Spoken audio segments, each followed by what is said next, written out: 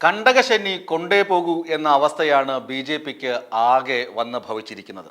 K Surendran അധ്യക്ഷ സ്ഥാനം ഒഴിഞ്ഞാൽ മാത്രമേ പാർട്ടി രക്ഷപ്പെടുകയുള്ളൂവെന്ന് ശോഭാ സുരേന്ദ്രൻ പക്ഷവും പി കെ കൃഷ്ണദാസ് പക്ഷവും ഇങ്ങനെ വാദിച്ചുകൊണ്ടേയിരിക്കുന്നു. അപ്പോഴാണ് ഇതാ വരുന്നു അടുത്ത ഇടിവെട്ട് സംഭവം.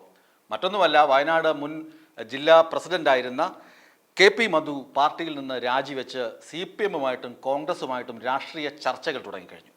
അദ്ദേഹം പറയുന്ന പ്രധാനപ്പെട്ട ആരോപണങ്ങൾ ഇതൊക്കെയാണ്. ഒന്ന്, ഗുണ്ടായിസത്തിനും അല്ലെങ്കിൽ തമ്മിലടിക്കാനും അല്ല താൻ പാർട്ടിയിൽ ചേർന്നത്. താൻ സംഘത്തിൽ നിന്ന്, അതായത് RSS സംഘത്തിൽ നിന്ന് യുവമോർച്ചയിലെത്തി. യുവമോർച്ചയിൽ നിന്ന് ബത്തേരി മണ്ഡലത്തിൻ്റെ ചുമതലയുള്ള ആളായി. അതിനുശേഷമാണ് BJP-യുടെ ജില്ലാ പ്രസിഡന്റ് സ്ഥാനത്തേക്ക് അദ്ദേഹം എത്തുന്നത്. അച്ചടക്കമുള്ള പാർട്ടി പ്രവർത്തകനാണ് താൻ. ഗ്രൂപ്പ് കളിക്കാനും ഗുസ്തി പിടിക്കാനുമല്ല താൻ BJP-യിൽ ചേർന്നത്. സുരേന്ദ്രനെതിരായി ഒരു വലിയ കോഴക്കേസ് വയനാട് ഉണ്ടായിരുന്നു. ഒന്ന്, അതിൻ്റെ പേര് ബത്തേരി കോഴക്കേസ്.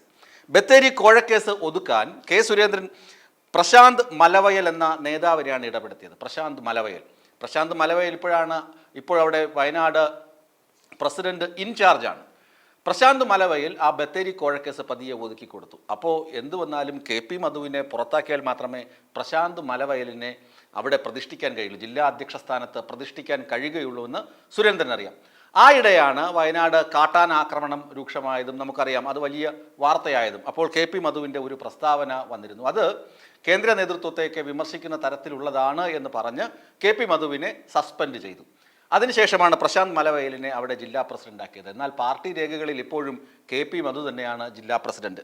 എന്തുകൊണ്ടാണ് രാജഗോപാൽ ജയിച്ചത്, എന്തുകൊണ്ടാണ് സുരേഷ് ഗോപി ജയിച്ചത് എന്നൊക്കെ കെ പി മധു കഴിഞ്ഞ ദിവസം വളരെ വലിയ വായിൽ തന്നെ പറഞ്ഞിരുന്നു. രാജഗോപാൽ സഹതാപ തരംഗം കൊണ്ടാണ് ജയിച്ചത്. കാരണം പല തവണ നിന്ന് വന്യ വയോധികനായി. ഇനി അദ്ദേഹത്തിന് ഇലക്ഷന് മത്സരിക്കാനുള്ള അവസരമില്ല. അങ്ങനെ തിരുവനന്തപുരം ഈസ്റ്റ് നിയോജക മണ്ഡലത്തിലെ ആളുകൾ, നിയമമണ്ഡലത്തിലെ ആളുകളൊക്കെ ചേർന്ന് അദ്ദേഹത്തിന് വോട്ട് ചെയ്ത് വിജയിപ്പിച്ചു. ഇതാണ് കെ പി മധുവിൻ്റെ കണ്ടെത്തൽ.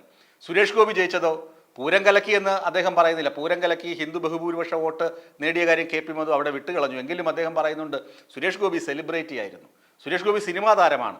ആ സെലിബ്രിറ്റി സ്റ്റാറ്റസ് അനുസരിച്ചാണ് സുരേഷ് ഗോപിക്ക് ബഹുഭൂരിപക്ഷം ആളുകൾ വോട്ട് ചെയ്ത്, അങ്ങനെയാണ് വിജയിച്ചത്. അല്ലാതെ BJP-കാരുടെ പ്രവർത്തനം കൊണ്ടല്ല രാജഗോപാലും സുരേഷ് ഗോപിയും വിജയിച്ചത്. BJP രാഷ്ട്രീയ പ്രവർത്തനം എത്രയോ നാളായി നടത്തുന്നില്ല. ഗുണ്ടാപ്പണിയും പണം എങ്ങനെ സമ്പാദിക്കാം എന്നതിനുള്ള ഗൂഢാലോചനകളും ഗൂഢപദ്ധതികളുമാണ് BJP-യുടെ സംസ്ഥാന ജില്ലാ നേതൃത്വം കൈക്കൊള്ളുന്നത്. പ്രശാന്ത് മലവയലും കെ സുരേന്ദ്രനുമൊക്കെയുള്ള ഒരു വല്ലാത്ത ലോബി പാർട്ടിയെ ചതിക്കുഴിയിലേക്ക് നയിച്ചുകൊണ്ടിരിക്കുകയാണ്. ഇത് തിരിച്ചറിഞ്ഞുകൊണ്ടാണ് താൻ രാജിവെക്കുന്നതെന്നാണ് കെ പി മധു പ്രഖ്യാപിച്ചത്.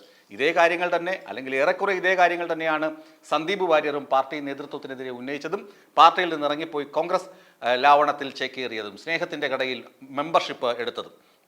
കെ പി മധു പറയുന്ന വിമർശനങ്ങളൊക്കെ അച്ചട്ട് ശരിയാണെന്ന് വയ്ക്കുന്ന തരത്തിലാണ്. കഴിഞ്ഞ ദിവസം ഒരു സമ്മേളനം നടന്നിരുന്നു കൊച്ചിയിൽ, നേതൃയോഗം. ഇലക്ഷൻ പരാജയത്തെ അവലോകനം ചെയ്യാനാണ് യോഗമെന്ന് പറഞ്ഞിരുന്നുവെങ്കിലും ഇലക്ഷൻ പരാജയത്തെക്കുറിച്ച് അവിടെ മിണ്ടിയതേയില്ല. പാർട്ടി പുനഃസംഘടനയെക്കുറിച്ചാണ്. ജനുവരി ഫെബ്രുവരി മാസങ്ങളിൽ നടക്കുന്ന ജില്ലാ സംസ്ഥാന പുനഃസംഘടനയെക്കുറിച്ചുള്ള കരട് അവതരിപ്പിച്ചു. ഇനി ബൂത്ത് തല കണക്കുകൾ വന്നതിന് ശേഷം നമുക്ക് ഡിസംബർ 7-8 തീയതികളിൽ വീണ്ടും യോഗം ചേർന്ന് ഇലക്ഷൻ്റെ പരാജയം വിലയിരുത്താമെന്നാണ് കെ സുരേന്ദ്രൻ പറഞ്ഞത്. അങ്ങനെ എല്ലാവരും അവിടെ ശരി, എന്നാൽ പിന്നെ അങ്ങനെ ഡിസംബർ 7-8 തീയതികളിൽ നമുക്ക് ഇലക്ഷനെ കീറി മുറിക്കാം, അതുവരെ നമുക്ക് പുനഃസംഘടനയെക്കുറിച്ച് ചർച്ച ചെയ്യാമെന്ന ധാരണയിലെത്തി. അപ്പോഴും ഇന്നലെ ചേർന്ന നേതൃയോഗത്തിൽ, BJP നേതൃയോഗത്തിൽ, കൊച്ചിയിൽ ചേർന്ന BJP നേതൃയോഗത്തിൽ 14 നേതാക്കളാണ് മാറി നിന്നത്. ഈ 14 പേരും സുരേന്ദ്രനെ എതിർക്കുന്നവരാണ്. അതിൽ പ്രധാനപ്പെട്ട നേതാക്കൾ P K Krishnadas, MT Ramesh, AN Radhakrishnan തലമുതിർന്ന നേതാക്കളാണ്. പി കെ കൃഷ്ണദാസ് സുരേന്ദ്രൻ്റെ വിമർശകനാണ്.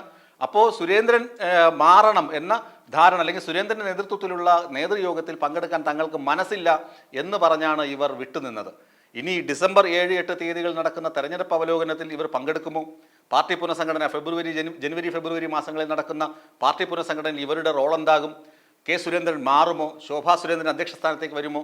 ശോഭാ സുരേന്ദ്രനെ അധ്യക്ഷ സ്ഥാനത്താക്കി, അല്ലെങ്കിൽ അധ്യക്ഷ സ്ഥാനത്താക്കിയില്ലെങ്കിൽ ശോഭാ സുരേന്ദ്രൻ മറുകണ്ഠം ചാടാൻ നിൽക്കുകയാണ്. ഈ സംഘ പരിവാർ കുടുംബം വിട്ടിട്ട് വേറെ എങ്ങോട്ടും പോകില്ലെന്ന് ശോഭാ സുരേന്ദ്രൻ പറയുമെങ്കിലും ഉള്ളിലിരിപ്പ് ഇവിടെ ഇങ്ങനെ അതൃപ്തിയാണ്, അവഗണനയാണെങ്കിൽ മറ്റേതെങ്കിലും പാർട്ടിയിൽ ചേക്കേറി MLA-യോ മന്ത്രിയോ ഒക്കെ ആകണം എന്ന ആഗ്രഹം ശോഭാ സുരേന്ദ്രനുമുണ്ട് എന്നാണ് അവരുമായി അടുത്ത വൃത്തങ്ങൾ നൽകുന്ന സൂചനകൾ.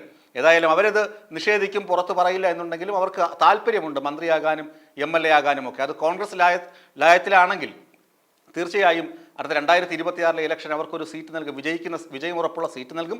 അവർ ജയിച്ചാൽ അവരെ മന്ത്രിയുമാക്കുമെന്നാണ് കോൺഗ്രസ് സന്ദീപ് വാര്യരോട് പറഞ്ഞിരിക്കുന്നത്. അങ്ങനെയാണ് സന്ദീപ് വാര്യർ ശോഭാ സുരേന്ദ്രനുമായി ചർച്ചയൊക്കെ നടക്കുന്നത്. ഏതായാലും വയനാട്, പാലക്കാട്, ചേലക്കര ഉപതെരഞ്ഞെടുപ്പുകൾ കഴിഞ്ഞതോടെ BJP അടപടലം പെട്ടു, അല്ലെങ്കിൽ കണ്ടകശനി ബാധിച്ചു BJPയെ. ആ കണ്ടകശനി എന്താണെന്ന് ചോദിച്ചാൽ നേതാക്കളിൽ ബഹുഭൂരിപക്ഷം ആളുകളും പറയും കെ സുരേന്ദ്രനാണ് കണ്ടകശനി എന്ന്.